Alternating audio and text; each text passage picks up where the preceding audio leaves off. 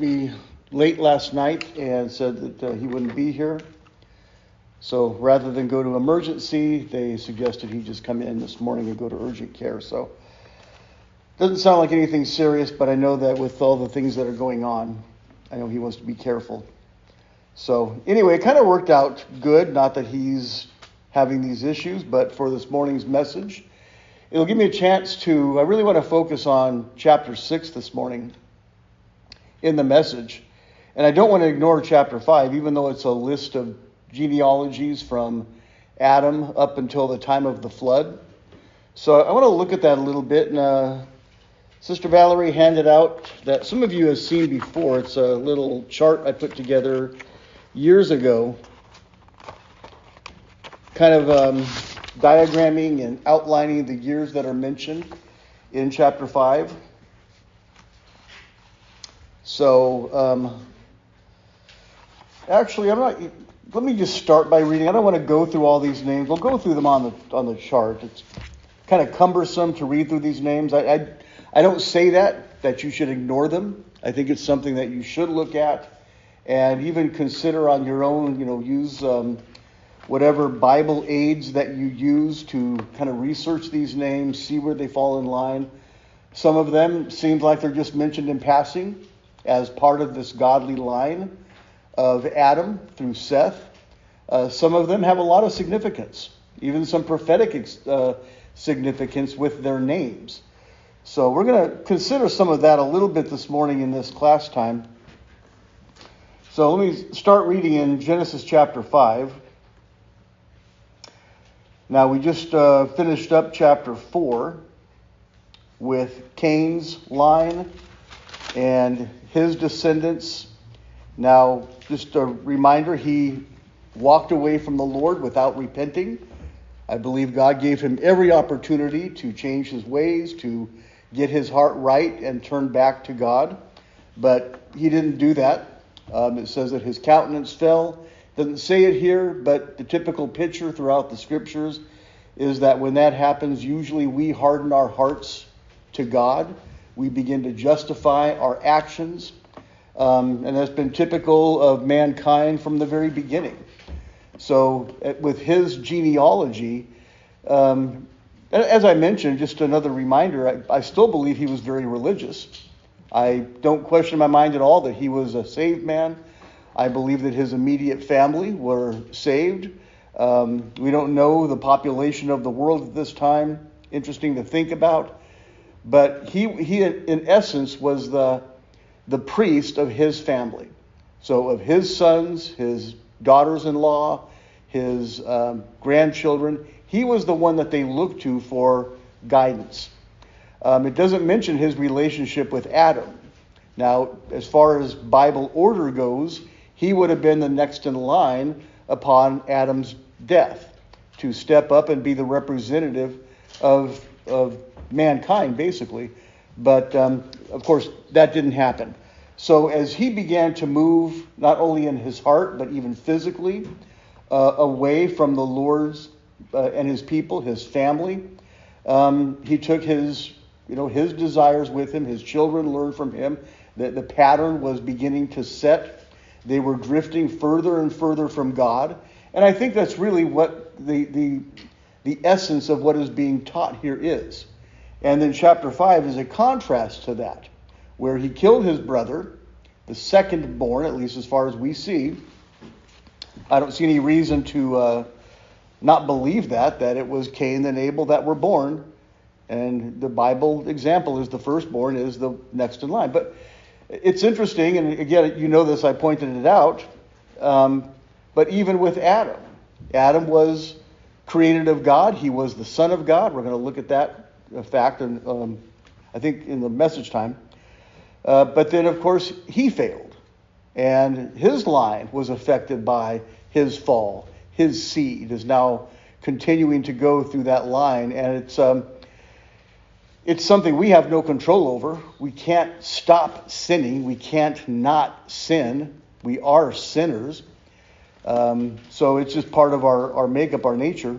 But, of course, Jesus stepped in through the prophetic lamb and offered up his life, and he became the second Adam. Jesus is now the representative of mankind as the high priest, the one who stands to inherit the covenants, the covenant promises of God. And of course, we are linked to that through him. And I think these people are also. Through the blood offerings, through their connection to God, I believe they are covered by the blood. I believe that they are spiritual people. I'm going to mention this in the morning message, but I'll mention it now also, is that one of the theories about the sons of God mentioned in chapter 6, and I don't think it mentions sons of God in this chapter 5, but we'll consider that in a moment. But is that the sons of God were a supernatural spiritual people, almost insinuating that man is not supernatural or spiritual. And I'm going to talk about all the reasons why that it can't be. There's no way those sons of God can be angelic beings. But beside the point, these commentators that hold this position seem to neglect the fact that mankind is a spiritual being, in fact, of a higher order than angels. And even in our fallen state, we can be spiritual. We can be supernatural. If you've been serving God for any length of time, you probably experienced supernatural things take place, spiritual things take place. We have the ability to go to the Lord in prayer, knowing that he is going to hear our prayers. The early church itself had supernatural gifts. They had spiritual gifts. Many of them are no longer necessary. But today we have the best gifts of all. We have the gift of the Holy Spirit. We have the gift of faith, hope, and love. Of course, the Bible mentions of these the greatest is love. We live in a good generation to be able to exercise supernatural spiritual gifts. In fact, I believe what we're doing here this morning is not only spiritual, but it might even be considered supernatural. It's not natural. What we're doing is not of this world. We're not here because of anything that man has done. We're here because of everything that God has done. So these people that we're reading about here, I believe in many ways, even though we know very little about them, I believe that they were spiritual. I believe they in ways were supernatural, but they were still man. And man has to guard his heart against all outside influences. So a little bit further on that, I do think that there for a time here, and maybe I am reading into this, but I do think it's consistent with the rest of the scriptures, that there is a separation now between Seth and his descendants and Cain and his descendants. And I think that there was to be a separation between them. They were to keep themselves pure. They were to keep themselves holy, whereas Cain and his descendants were no longer part of the promises of God. They were not what we would call covenant people, and they were just doing whatever came to their heart. So much so that in the end of this age, when the flood came, the Bible makes a very glaring statement that we have to understand is going to be the same way that it is before the Lord returns. That every imagination of the thought and intent of his heart was only, what does it say? Only evil. Only evil continuously. There was no thought given to God. And this is describing the society. So the ungodly society somehow infiltrated this godly environment. I'm getting a little bit into what I want to say in the message, but let's look at this genealogy just initially here. There's some fascinating things. One thing we pointed out with regards to chapter 4 is that there is no mention of longevity. We don't know how old they were when they gave birth to their first son, or when they died. This chapter makes it very clear to point out how old each of these representatives was when their first son was born, and how old they were when they died, when the torch was passed, the mantle was passed to that next generation. So, finally now, verse 1 says, this is the book of the genealogy of Adam. In the day that God created man, In the likeness of God made he him. I can't get past the fact that nothing about this has anything to do with angels, and all of a sudden in chapter 6 we're talking about angels. It doesn't make any sense to me. This whole discussion here is about man. Male and female, he created them. Male and female, he did not create the angels. They're genderless. They're purely spiritual beings without bodies, but no reproductive organs. But anyway, man has all of that, a physical body made to procreate, to fill the earth with mankind. Male and female, he created them and blessed them and called their name Adam. That is the name of our species. That's who we are. We are Adam. So, again, seems to be what the name of the first man was, but we are all part of this species called Adam in the day that they were created. And Adam lived 130 years and begot a son in his own likeness, after his own image, and called his name Seth. What is his likeness? What is his image? Well, he was created in the image of God, body, spirit, and soul, but he is also fallen. His seed is stained. So when he procreated, and again, this pointing out in this case here, Seth also was born in sin. There was nothing really special about Seth. His name means one that is appointed. So he was appointed to replace Abel, now in this covenant position. But there's nothing special. He is born in sin, as every man is. Romans makes that very clear, that everybody born to Adam's seed is born in sin. Okay? So he had to be saved. His father had to lead him to Christ, as we say. He had to tell him about the spiritual things and really try to keep him away from the now ungodly growing influence in the world at this time. And it is growing rapidly. The population is growing exponentially, more so than probably at any other time in man's history. So the ungodly are being very busy, kind of undoing what God had done, even though they're religious. And we see this today. The religious people are very busy doing religious things on many different levels, and it looks good. But as far as the truth and the reality of serving God according to his plan, with his purpose in mind and his inheritance in mind, there's relatively very few people that are doing that. And I think the ratio began to grow, where the ungodly were growing in influence and number, and maybe the ungodly weren't. So they had their job cut out for them to keep their children and their grandchildren pure. I'm going to look at this chart in a moment just to I'm not going to read through all these names as I mentioned. We'll kind of look at this. But it's a battle that we face today. If the Bible says that before they entered the flood, that every imagination of the thoughts of their hearts was only evil continually, that's a good indication of what it's going to be like. Now, I know the world is evil.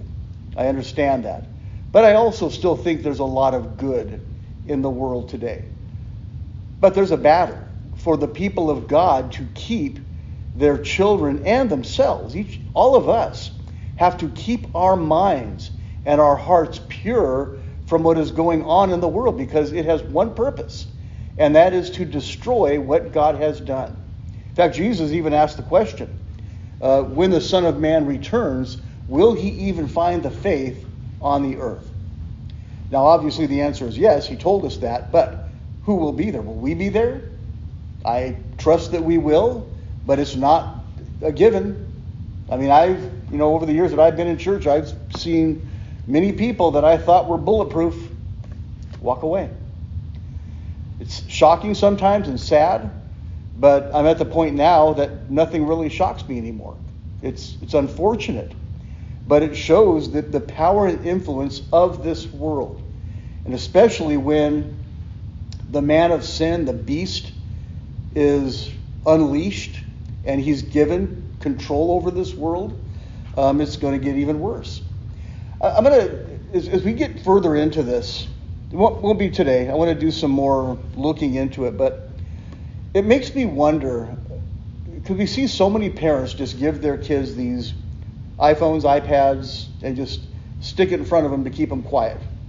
A lot of it is for learning purposes. Of course, there are some good things they can watch and view and learn, and that's all good, but there's a lot more that can do a lot of damage to these little eyes that are watching these things.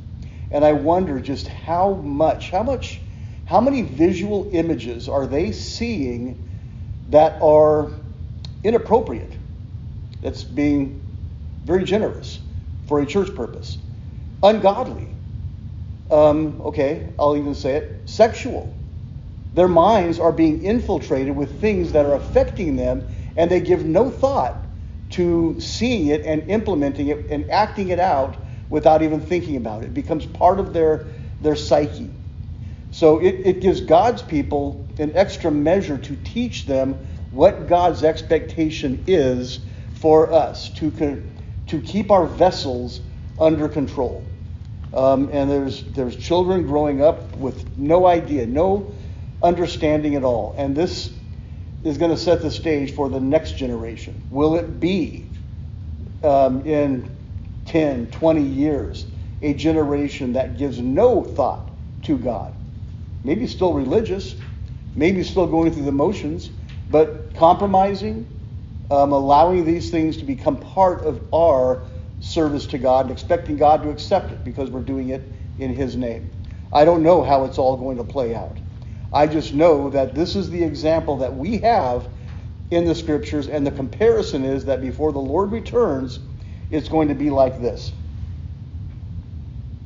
Sorry for getting so preachy. I didn't include this in a message because I think it's really more of a teachable thing than a preachable thing, but it's hard not to use those examples when looking at this. So if you have this, the godly line, the sons of God, that Sister Valerie passed out. I did this years ago. I'm fairly confident that yes, Brother Bruce. Today, as it was back then, is it fair to say that people are enhancing their skills and becoming exceedingly wicked? Sure, absolutely. Yeah, I would say so. Enhancing their skills. And taking pride in it. Pride in an area. With arrogance. Yeah. Completely throwing it in the face of God. Almost with intent. So, I've said over the years that if you kind of look at some people and the stand that they take and their boldness in proclaiming their cause, it almost seems like they're demon possessed. And maybe they are. I don't know. But fallen man just on his own can be pretty demon-like, we'll say, without God. Brother Ralph. You're saying that the godly line is what we study today. Okay, if the godly line completely went off course. Off the rails, yeah. So how about Cain's line? How are they? Yeah. If they were the godly line, they sin like crazy. Well, now you're looking at the godly line, and they're involved in same temptations and everything that everyone is. Right. Yeah. Involved too. And which stands in a worse place? I mean, the ungodly line is just simply doing what they've always known. The godly line is ignoring what they were taught by their forefathers and overriding the spiritual aspect of what they did and choosing to be carnal. A lot of this sons of God idea has to do with being spiritual rather than carnal, walking in the Spirit and not after the flesh. We'll look at a little bit of Romans this morning. But yeah, Bruce, yes. Some would even sell their birthright. Yeah, oh, absolutely. Yep, that's another example that we see. Yep, for a morsel of food, something carnal, something pleasing. Yeah, there's a lot here. And we have the benefit of history, looking at all of it. So you would think that the generation before the return of the Lord would have a better understanding, and we should, but somehow this flesh is so powerful that it's going to be worse. So I'm actually genuinely worried for the next generation, the churches, just in 5 or 10 years. What condition are the churches going to be in at that time? There's no question. I'm not trying to be judgmental. I'm not even thinking about any churches within our fellowship. But it's just a known fact that churches compromise. They compromise truth for growth, for ease of convenience, to make church more exciting for people, make it a bigger draw for them, give them something to really take pleasure in. And all of those are carnal reasons. And it's frightening to see the direction that I'm not even talking about the world's churches. Bruce. Just a guesstimate. How many of the people of the world, religious people of the world, let's focus on that, would you say or estimate are saying, would contend that these folks are fallen angels that we're talking about? Just a guess. Almost every commentary I've seen accepts that position. Very few see it the way that I'm presenting it, that these are godly people, not fallen angels. Which yeah. Would that be Southern Baptist? Oh. Also, Oh yeah. How about our landmark? I think there's even some within that context. Oh yeah. Yeah, definitely so. I remember Brother Stephen used to preach that. He knew that. Believe that the sons of God were fallen angels. Fallen angels. It's very common. But he learned that through his schooling, which was what was it? Right. No, he was. It was an independent Baptist. Iowa or something. Yeah. Yeah. I would imagine that the landmark Baptist seminaries, Texarkana, Houston, others, I think there's one in Oklahoma, and probably, no doubt, others throughout the nation, probably teach this position. The other position, yeah. So would, let's say Islam, would they even address this situation at all? Or? I don't know how much credence they give to the writings of Moses. I think they look at it more historical than spiritual. So, I'll look into it. yeah, it's a worthy study to look into for yourself. Well, Moses is a pretty big figure in the Islamic He is. faith, along with the other Adam. Yeah. And it's interesting how much they try to conform to that while yet still living completely the opposite of the values and morals and whatnot. Mm-hmm. Yeah, definitely. Oh, even after that, I wonder what the Jews think about this. That's a good question. That's a good question. I'm going to have to look at that. Yeah. What Jewish rabbis Yeah. say. Just as a fun fact, they think Adam is like 50 feet tall. Serious. Who does? Muslims. Muslim? Oh, really? Yeah. They believe that Adam was like huge, like 50 feet tall. And they have pony, obviously they're pony, but not all is, because in Islam you have two different sects, like the way you have here with us, you have Baptists, you have Lutherans, different denominations, I guess you want to call them. But that's the same thing with Islam. They have Sunnis, you have Shias. Yeah. Each one has their own different set of beliefs, and I don't know which one it is, but I know both of them believe that he was really tall, and there's supposedly tombs right now, and they're like just like really long. It's insane. It's interesting. The Bible doesn't mention the stature of man, what his height is. Right. But it does mention that there were giants. Now, the word in chapter 6 and verse 4, which we're not going to get to today, it's the Hebrew word Nephilim, translated as giants. And those are allegedly these hybrid man and angel beings that caused all the problems in the world. And I'll address why that's not the case. But there are literal giants that have lived. The New Old Testament makes it very clear. Goliath and his 4 brothers, and there were more. I think it was the Amalekites. I forget. I might be wrong. But they were known as being large in stature. In fact, when Joshua and Caleb went into the spy out the Canaan land, they noticed that their size was quite different than the Hebrews. Now, the Hebrews, I don't know if this is the case back at that time, but they're kind of generally known for being on the shorter side and not very muscular and powerful side, which, of course, God doesn't need that. He doesn't need a muscular man. That's the reason they chose Saul, because he kind of fit the general idea of what a good leader looks like: big, muscular, tall, good-looking. But God doesn't need that. God's choice was scrawny little shepherd boy David. Yeah. So it sounds like we're probably 0.0000009%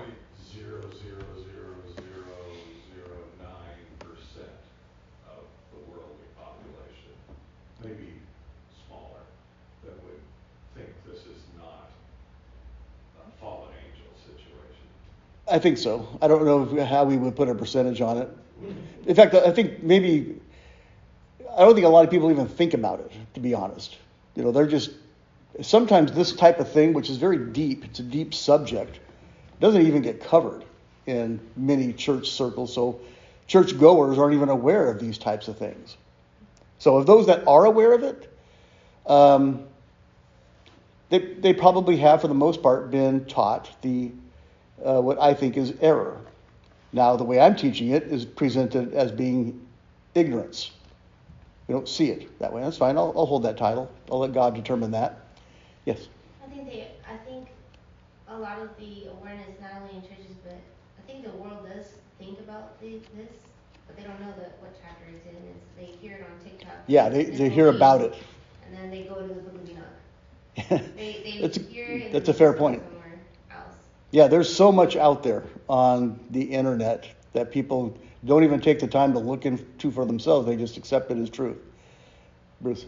Well, it's fascinating when you can sit down and know somebody that's got 2 master's degrees in education, and they're devout Catholics, and they know how to use the term Bible-thumping Baptists, But if you show them a picture of the tent of meeting with the smoke coming up, yeah, and the camps around it, what is that?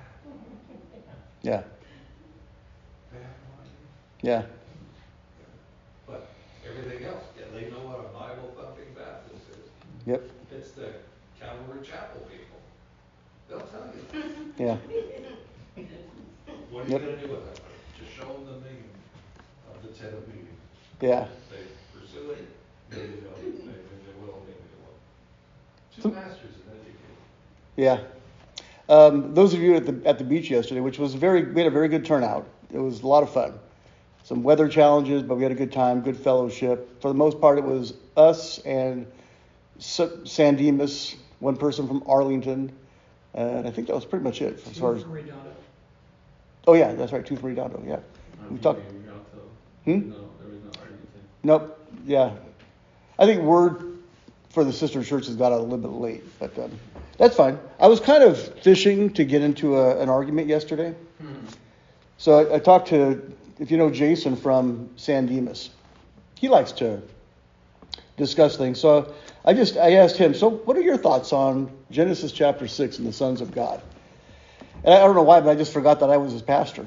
And he said, well, according to you, you taught this like 15 years ago. So I said, well, you had a good teacher then.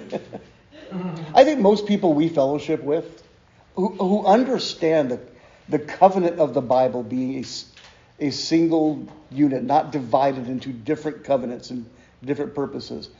But those that hold the position that we hold to of these covenant promises, I think would see it this way. I haven't come across anybody who believes that. I think years ago, I even asked Brother Dillard, who's was a big shot in the ABA. Well respected. I was kind of curious how he saw this, and he sees it the same way we do. It makes perfect sense when you understand the covenant, and these sons of God they're not born ones of God. That's another way that they interpret it, that these were born of God. Sons of God has nothing to do with birth. It has to do with heirship. We'll get into that this afternoon. Anyway, yes, Bruce. So no matter how big Adam is, some people think he's going to inherit his own planet and populate his own planet with the other loyal folks that get to go into the temple and stuff like that. Huh. These things are they're just not true. Yeah. And they have to continually change. So just like, but when we Oh, yes. sons of God, it fits in other places. It fits. The Bible does not change. Yeah, connect the It's, dots. yeah, It may take a while. exactly, It's a long-term goal, exactly. not a short-term. And the lie is constantly changing. It's ever evolving. It's ever evolving. So at that point, though, I wonder if God's going to use Elon Musk to help populate other planets so that this can be accomplished. I'm only kidding. Yeah, AI.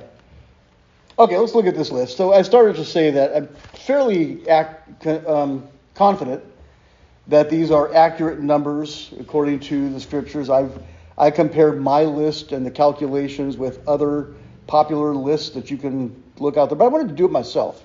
I kind of had fun with it. So this is actually very old, maybe 20 or 25 years old actually even. But the firstborn, obviously Adam, he was 130 years old at Seth's birth.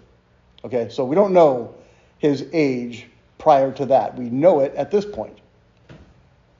What that means, I don't know. Numbers mean something significant sometimes, but I can't find anything in there. But anyway, he died at 930 years old. So he kind of... That's another thing that we could probably get into is the age that they lived. Is it just figurative? Is it a different calculation of years? And I don't think so. I think it's the conditions of the world were very conducive to longevity. We talked a little bit about that. So Seth. This is the passing of the torch. Up until his death, Adam was what we would call the high priest, the priest of his family. So Seth was at his son's birth, 105. He died at 912. He was born the 130th year of Adam. So the year he died was 1042. Keeping in mind that the flood took place in 1656. So he died significantly before the flood took place. So we can see how things are de-evolving at this point. Okay? Enosh, who is the next mentioned, the next in line for that sonship position, the heir, he was 90 years old at his son's birth. His son was Canaan. Enosh died at 905. He was born the 235th year after Adam, and he died in 1140. Keeping in mind that these are counting forward to the flood. Okay? These years are counting forward to the flood. Canaan, Enosh's son, he was 70 years old when his wife gave birth to Mahalalel. He died at 910 years old. He was born the 325th year from Adam. And then he died after Adam, 1235. So we would call this, at least as far as we're concerned here, in the year 1235 after Adam. This is actually the calculation that the Jews use from Adam until now. Now, I think there's been, over the 6,000 years, there have been some discrepancies in the calendar and accuracy of the age, but this is how they still count. We count our calendar from year zero, the modern era, so to speak, after Christ. Christ is the sort of the starting point for that, which I think is accurate, good, but I don't think the calendars are all that correct.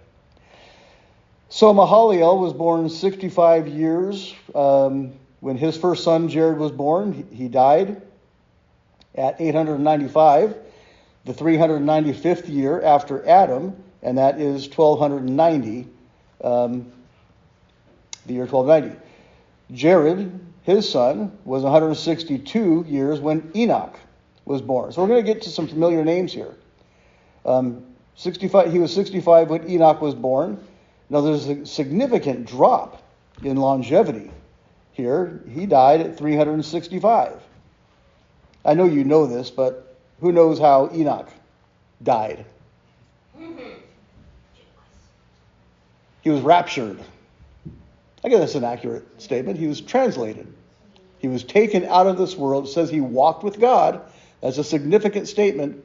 And for whatever reason, God chose to take him out of the world, maybe because he's one of the 2 end-time witnesses. I don't know. Or he had to have time to write that book. That's in his name. But anyway, God took him in the year, he died at 365, 622 years after Adam, and now obviously this number is a lot lower than previous, but 987 before the flood. Methuselah is an interesting character. He was 187 when his son Lamech was born. Lamech, I think is how they pronounce it. I just got all over my paper here. No, I'm kidding. Lamech. He was 182. This seems significant to me. The calculation says he was 777. Am I on the right guy? Oh, I jumped ahead. We're on Methuselah. Methuselah was 969 years at his death. 687 years after Adam. His death is significant because if you notice, the year that he died after Adam is 1656. That's a significant year because that's the year that Noah entered the ark. So he died with the flood. If I have time, I'm going to go over some of these names and what they mean. Lamech now was 182 years when his son Noah was born. He was 777 years old at his birth. There's probably significance to that, but I don't want to get into that. He was born 874 years after Adam, the year 651. So he died before his father, a few years before the flood. Now Noah, his father Lamech, Noah was 502 years old when he gave birth to Shem. Now I've recently began reading that I've always assumed, because of the order of the sons of Noah being given, that Shem was the firstborn. But some are suggesting that Japheth, I believe, was the firstborn. Ham, of course, is the one that got in trouble after the flood, saw his father naked and all that. We'll get into that eventually. But as far as the order of birth given, Shem is the one mentioned as the next in line after Adam. Okay? So we'll just go with that because it mentions it. He was born when Adam was 502 years old. Noah died 950 years old. I'm not going to have time to get it. Take a look at this later on if you can, because Noah lives well into the new generation. And even the descendants of Abram. Some have suggested that Abram might have known Noah personally. I don't think so. I think Abraham knew Shem. I think their lives cross over. In fact, Shem died after Abraham died. I find that so fascinating. So there's a long record of this first generation after the flood of these men who have personal contact with men who lived before the flood, getting their record of things and all of that. That has to be very fascinating. But Noah died 2006 after Adam. Shem was 100 years old when he gave birth. His wife gave birth to Arphaxad. He died at 600 in 1558 years after Adam. This didn't look right. Oh, he was born 1558 after Adam. He died 2158. If you look down, you will see that Abraham died at 2123. So up until the time, according to this, up until the time of Abram, Shem was, in essence, the high priest. This is where the term Semites comes from, the Semitic people, which would include not only the Jews, and there were no Jews at this time yet, the Hebrew people, but all the others that are connected to this heritage, which is why there's so much in common with the ones you were talking about. They're so connected with the Old Testament and Moses. But anyway, Shem lived up past Abram. And Abraham, I don't want to get into this. I've talked about it before. I always get strange looks. But Abraham took his offerings to Shem. And the Bible mentions that Abraham took his tithes and offerings to Melchizedek. Makes me wonder, I'm not going to take a dogmatic stand and make a strong point, that there is a possibility that Shem was the one known as Melchizedek. Some believe that Melchizedek was a pre-incarnate Christ. Fair enough. I can see points to that. But as far as the history of these sons of God, the heirs of God goes, he did, no doubt, take his offerings to Shem. So it makes me wonder if there is a connection there. So you can take a look at the rest of this. It's very fascinating. Very quickly, then I didn't print this out. I think I included it in the text I sent this morning. But the meanings of these names is fascinating. I didn't put this little diagram together, but it's interesting to think about. So taking the names of some of these key figures. Adam means man. You can look at this. It's on the text I sent. Seth means appointed or substitute. So he was a replacement for Abel. Enosh, his son, means mortal or frail. Canaan means sorrow or despair. Mahalalel means blessed or praised of God. Jared means a descendant or to come down.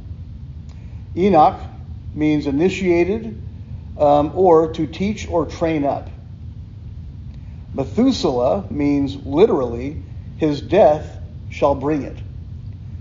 I don't know if they understood it was going to be a flood, or even if they understood that it was going to be the end of society as they know it. But can you imagine, as time goes on and Melchizedek is getting, or Methuselah is getting older, all eyes are on him, because when he dies, everything's going to change. So I don't know, the doctors were probably doing their best to keep him healthy, and I'm being facetious, but his name prophetically indicates the end of this age. Literally, his death shall bring it. Lamech means sorrowful or to lament, and Noah means rest or peace. Putting this together, the meaning of this prophecy is that man is appointed to sorrow, but the blessed God came down to teach that his death, Jesus, shall bring to this sorrowful world rest and peace. I don't know if that's the intent of the meanings of those names, to take them in order like that and kind of get this prophetic little poem. But it's true. All those names mean things. And it's just fascinating how if you take them all together, the significant names mentioned in the pre-flood genealogy, all of it points to the sorrow, the sin of man, but God restoring everything. I think it's fascinating how true that is as far as the intent of God. We'll have to figure that out when God reveals it all to us. Anything else? Any thoughts? Sam? Lamech means Noah. I mean Adam. You know. What about? Lamech, he grew up with Adam. Yeah. And so, it's not that far off. No. Like verbal history. I'm saying, that's from a long time ago. How would they know? Right. It was all, well, in fact, Hebrews chapter 1 says that, I should be able to quote it. I just put myself on the spot. Let me read it really quick. Yes, that's a great point. But it was oral instruction. There was no writing at that time. So they learned by the fathers passing down the information. And you're right, there's not a lot of generations between even Adam and the flood, relatively speaking. Verse 1 in Hebrews chapter 1 says, God, who at sundry times and in diverse manners spake to the fathers by the prophets. How did he speak to them before that? This way. The verbal translations of what God did was spoken, and then it began to be written, and then it began to be manifested in Christ when he became reality. So it's a good point. Thank you. Anything else? All right. Good stuff.